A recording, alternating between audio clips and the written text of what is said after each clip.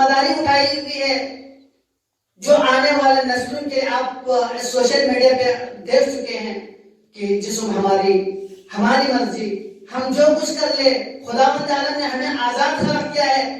عجیب و غریب قسم کے منطق لے کر لوگ میدان میں آ رہے ہیں. جس صنف نسوان کو رب ذوالجلال نے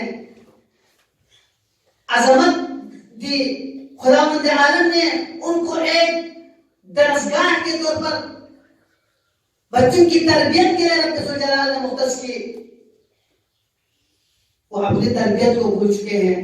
آنے والے نسلیں برباد ہو رہے ہیں. لہذا آپ لوگوں کی ذمہ داری ہے کہ آپ لوگ مسائل اگر آپ کے اوپر آ جائیں، مشکلات آ جائیں، یقیناً خیرات کے ساتھ ہر وقت مشاکل ہی ہوتے ہیں. چونکہ رب ذوالجلال نے دنیا میں مشاکل دے کے اس کا جو ثواب ہے، اس کا جو جزا ہے، وہ لافانی دنیا جسے عقبہ کہا جاتا ہے، آخرت کہی جاتی ہے، وہاں پہ آپ کے لیے مہیا کیے ہوئے ہیں.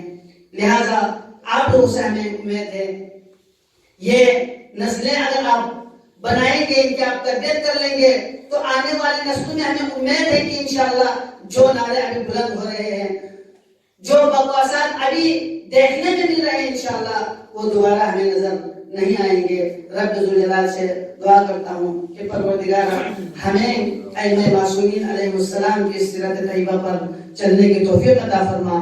پروردگار دنیا میں ان کی محبت، آخرت میں ان کی شفاعت ہمیں نصیب فرما. پروردگار ہمارے خواہان جو زحمتیں اٹھا رہی ہیں، پروردگار ان کی زحمتوں کو اپنے درگاہ میں قبول و منظور فرما.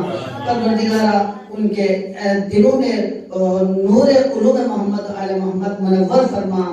پروردگار ہم جس مقصد کے لیے امیر المومنین علیہ السلام کے جوار میں آئے ہوئے ہیں، پروردگار اپنے مقاصد میں کامیابی و کامرانی عطا فرما. پروردگار قلب متحرمہ مزروں کو ہمارے اوپر رضی و خوشنود فرما.